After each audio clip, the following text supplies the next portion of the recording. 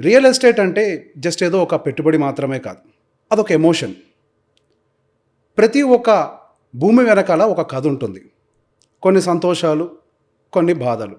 ప్రతి సంతోషం, ప్రతి బాధ వెనకాలన్న కొన్ని నిజమైన కథను తెలుసుకుందాం. అలానే కిరణ్ గారి కథను తెలుసుకుందాం. నమస్తే కిరణ్ గారు. హాయ్. Hello sir. సార్ మీరు ఈ బిజినెస్లోకి రాకముందే ఎడ్యుకేషన్ పాయింట్ ఆఫ్ వ్యూలో కూడా చాలా హైలీ క్వాలిఫైడ్. అర్బన్ ప్లానింగ్లో మాస్టర్స్ చేశారు, పిహెచ్డి చేశారు. సో అంత క్వాలిఫైడ్ అయ్యి ఉండి మీరు బిజినెస్లోకి వచ్చారు. బిజినెస్ అనేది రెండు వైపులా పదునున్న కత్తి లాంటిది, ఎటు తెగుద్దో తెలియదు. అండ్ అసలు ఒక మనిషి ఇంత రిస్క్ చేశాడు అని అంటే ఖచ్చితంగా ఒక బలమైన సిచ్యువేషన్ ట్రిగ్గర్ చేసి ఉండాలి. మిమ్మల్ని ఏం ట్రిగ్గర్ చేసింది? నేను బేసిక్గా 10th క్లాస్ చదువుతున్నప్పుడు ఓకే. మా పేరెంట్స్ అంటే నేను బాబాయ్ దగ్గర అంటే ఇంటర్మీడియట్కి వచ్చిన తర్వాత నేను బాబాయ్ దగ్గరకు వచ్చినప్పుడు కరీంనగర్ పెద్దపల్లిలో మా మదర్ ఫాదర్ జాబ్ చేస్తున్నప్పుడు వరంగల్లో ఒక లోటస్ హౌసింగ్ కార్పొరేషన్ అనేది ఉండేది. ఓకే. ప్రైవేట్ ఇది ఎన్జిఓస్ అంతా కలిపి పెట్టుకున్నారు. సో వాళ్ళంతా చేస్తున్నారని మా మదర్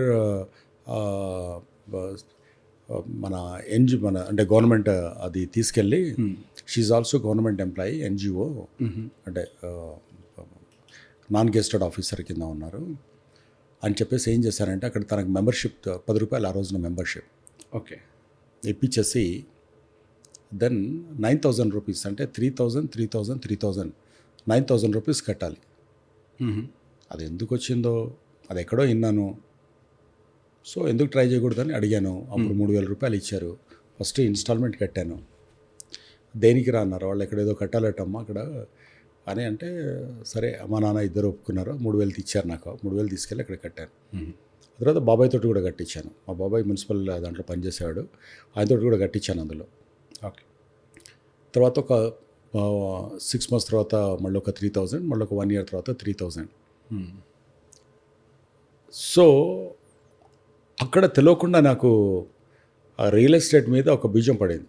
ఆ తర్వాత ఎప్పుడో చూస్తే అది 25,000 అయింది, అంటే 12,000, 25,000 అయింది, 30,000 అయింది. బట్ నేను రియల్ ఎస్టేట్లోకి రావడానికి నేను చాలా సందర్భాల్లో నేను చెప్పినట్టుగా నేను మార్కెటింగ్ వైపు వెళ్ళాలనుకొని నేను ఫస్ట్ సివిల్ సర్వీసెస్కి వెళ్ళాను. సివిల్ సర్వీస్ తర్వాత అందులో ఫైనల్ దీంట్లో సక్సెడ్ కాలేకపోయాను. అయిన తర్వాత నేను ఎల్ఐసి డెవలప్మెంట్ ఆఫీసర్గా నేను సెలెక్ట్ అయ్యి నేను దాన్ని రిజెక్ట్ చేసి వచ్చాను. ఓకే. చేసి వచ్చి అంతకంటే నేను మ్యాక్సిమం అవుతే జోనల్ మేనేజర్ అవుతానో లేదో తెలియదు అని అనుకున్నప్పుడు నాకు భయం వేసింది.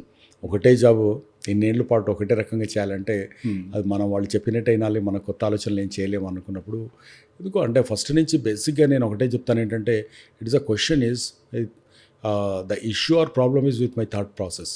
అంటే I wanted to do something different every day. ఎంతో కొంత కొత్తదనం ఉండాలి అనేది.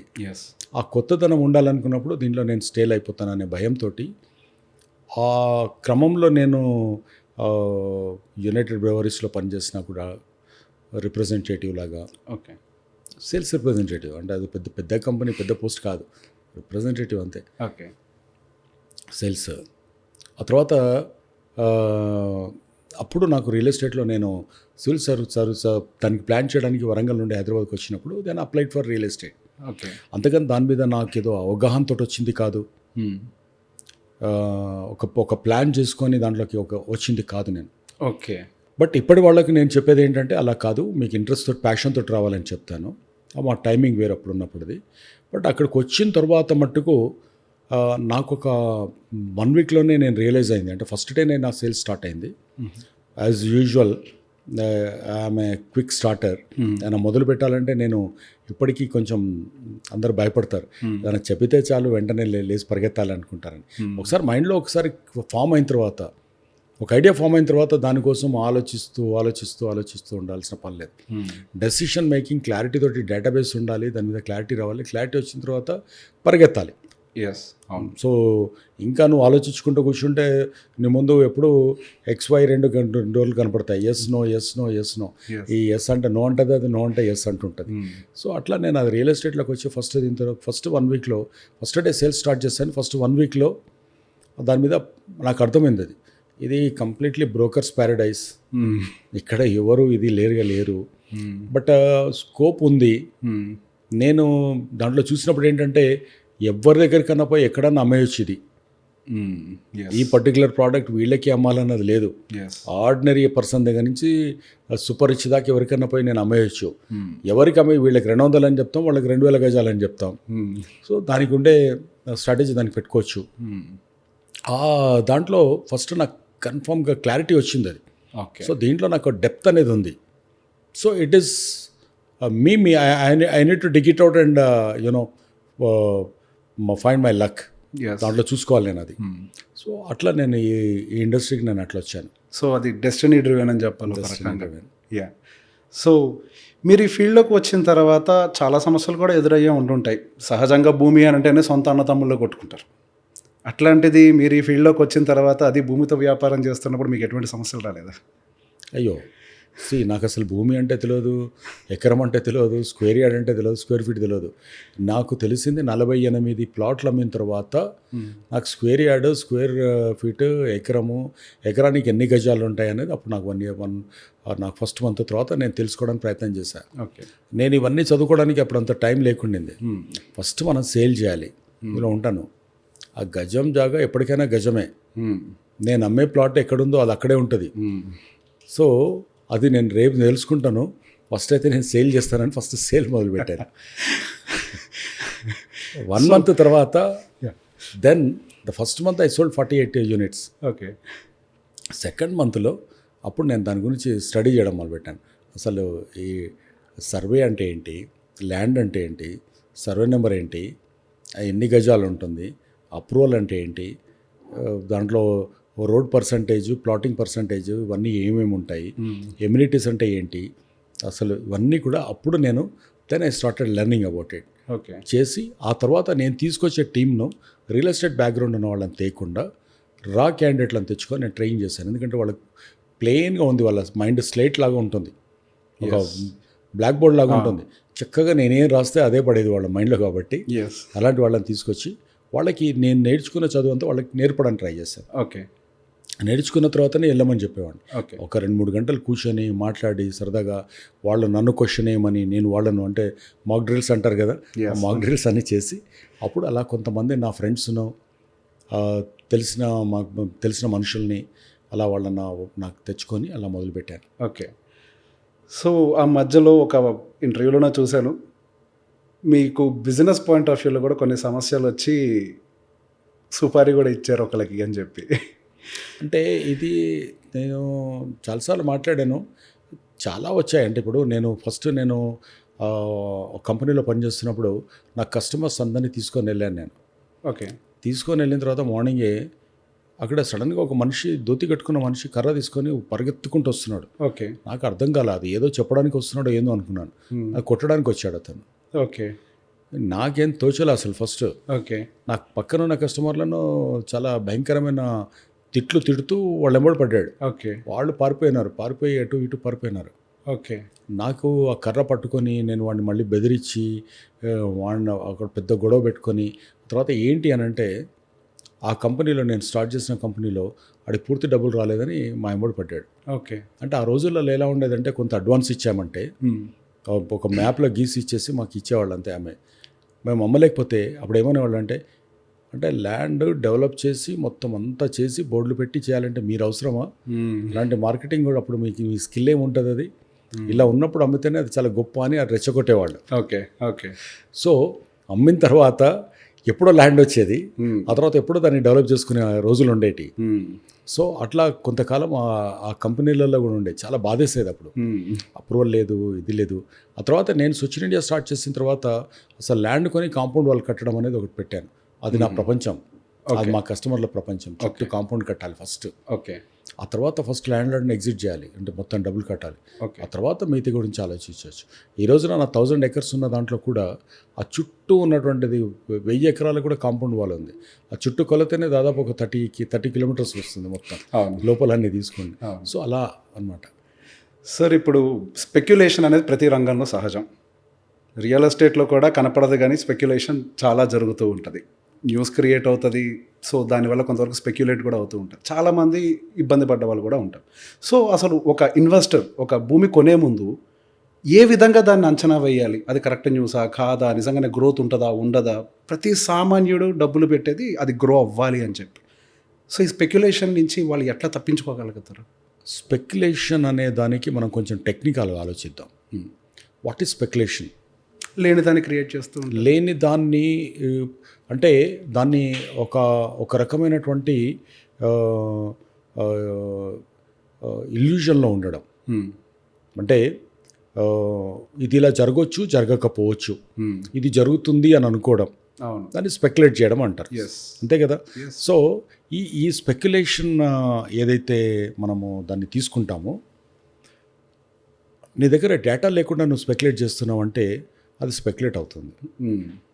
డేటాతోటి కనుక మనం ఒకటి తయారు చేసుకుంటే, అంటే ఒక డాక్యుమెంట్ కానీ లేకుంటే ఒక రోడ్ మ్యాప్ కానీ కనుక మనం తయారు చేసుకుంటే దాన్ని మనం ఒక విజన్ అని అంటాము, లేదా దాన్ని ఒక what you call that projection అని అంటాం.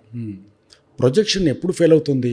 ప్రొజెక్షన్ ఫెయిల్ అవ్వడానికి ఉన్నటువంటి కారణాలు ఏంటి అని ఆలోచిస్తే, మనకు పాస్ట్ డేటా ప్రపంచంలో ఏది తీసుకున్నా కూడా, కాస్టింగ్ వైజ్ కానీ ఇంకోటి ఏది తీసుకున్నా కూడా, నీకున్నటువంటి past data will play a major role. Okay, ఏ సిచ్యువేషన్లో ఎందుకు ఎలా తగ్గింది ఎలా పెరిగింది అనేది మనం కనుక పాత దాని మీద మనకు ప్రాపర్గా కనుక అవగాహన ఉంటే, మనం ఫ్యూచర్లో ఉన్నటువంటి ప్రొజెక్షన్స్ మనం ఎక్కడన్నా చేస్తాం. ఎస్, అవును, ఒక ఇండస్ట్రీని మనము గ్రాఫ్లో ప్రజెంట్ చేయమన్నప్పుడు దాన్ని we call it as a projection.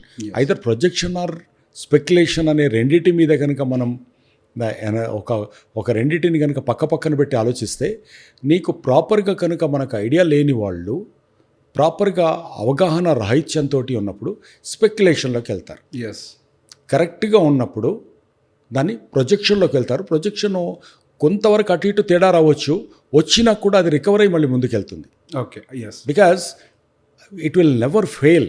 Yes, నీకు డిమాండ్ సప్లై తీసుకుంటామా, లేకుంటే హ్యూమన్ యాటిట్యూడ్ ఆర్ బిహేవియరల్ ఫ్యాక్టర్స్ని తీసుకుంటామా, సప్లై చైన్ సిస్టమ్ను తీసుకుంటామా, లేకపోతే మనకు ఒక రా మెటీరియల్ దీన్ని తీసుకుంటామా, economical what you call that decisions or government కాంప్లయన్సెస్కు సంబంధించినటువంటి ఇంకేదన్నా ఫ్యాక్టర్స్ ఏమైనా ఉంటాయా అనేది ప్రతిదీ కూడా ఒక మెడిసిన్ తయారవుతున్నప్పుడు రకరకాలుగా ఎలా అయితే దాన్ని టెస్టింగ్ ఉంటుందో, ఇక్కడ టెస్ట్ తర్వాత బయటకు వస్తే కనుక అక్కడ ఏం జరగదు. ఎస్, ఈ బ్లడ్ గ్రూప్ వాళ్ళకి ఎలా ఉంటుంది,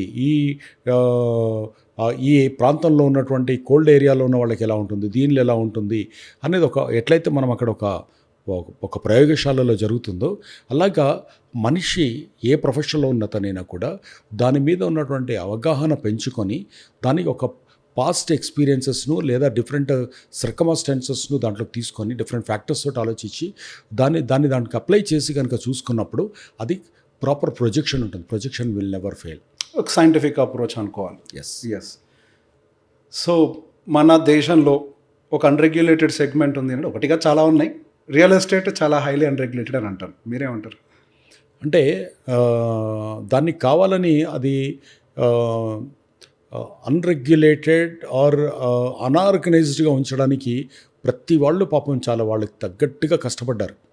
గవర్నమెంట్ కష్టపడింది, అదేంటి, పొలిటీషియన్స్ కష్టపడ్డారు, బ్యూరోక్రాట్స్ కష్టపడ్డారు, అండ్ ఇన్స్టిట్యూషన్స్ కష్టపడ్డాయి అలాగే, అండ్ ఆర్గనైజేషన్స్ అలాగే ఉన్నాయి.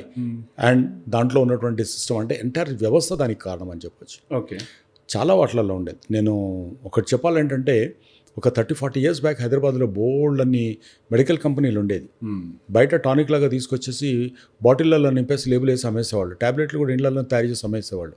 మెడికల్ షాప్లో 60-70% medicines not certified by drug authority. Okay, okay, okay.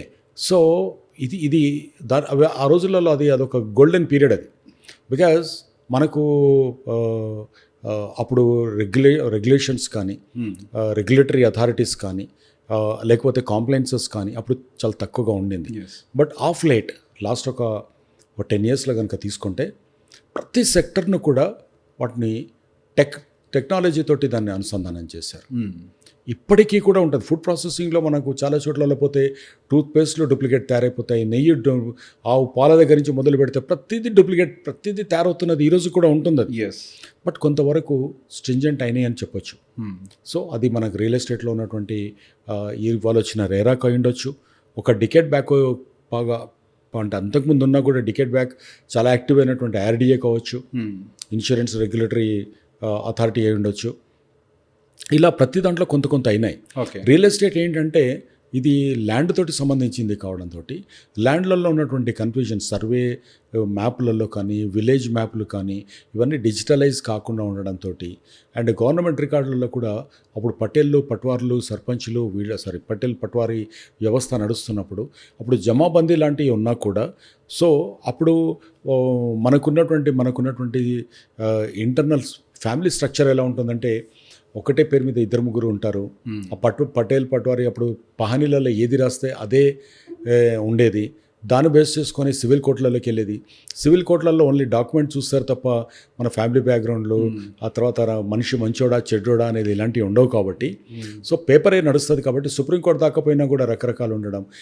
మనం సివిల్ కోర్టులలో ఒక్కొక్క కేసు 50 ఏళ్ళు 20 ఏళ్ళు 20 ఏళ్ళు 50 ఏళ్ళు నడుస్తుంటుంది అని అనుకోవడానికి కారణం ఏంటంటే అది జడ్జిమెంట్కు ఎలా చేయాలో ఆ కన్ఫ్యూజన్ ఉన్నప్పుడే అది పోస్ట్పోన్ అవుతుంది. ఎస్, అవును. సింగిల్ జడ్జిమెంట్ రావట్లేదు, జడ్జిమెంట్ పోస్ట్పోన్ అవుతూ పోతుంది అని అంటే దానికి కారణం ఏంటంటే నీ ముందు ఇవ్వడానికి నా దగ్గర నా ఇంటర్ప్రిటేషన్ ఉంటుంది, మీది మీ ఇంటర్ప్రిటేషన్ ఉంటుంది. అవును.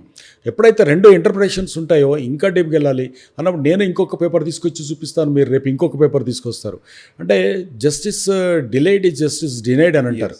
సో ఇక్కడ అలాంటిది వ్యవస్థని ఇక్కడ సివిల్ కేసెస్లో జరిగి వాటి మీద రకరకాల మీమ్స్, రకరకాల కామెడీ, అంటే మనం ఉంటాం మన మనవాళ్ళకి వస్తుందిలే, లేదా మనం పోతాము మన అడ్వకేట్లో లాభపడతారులే అనేటువంటి వ్యవస్థ అక్కడ వచ్చింది అది.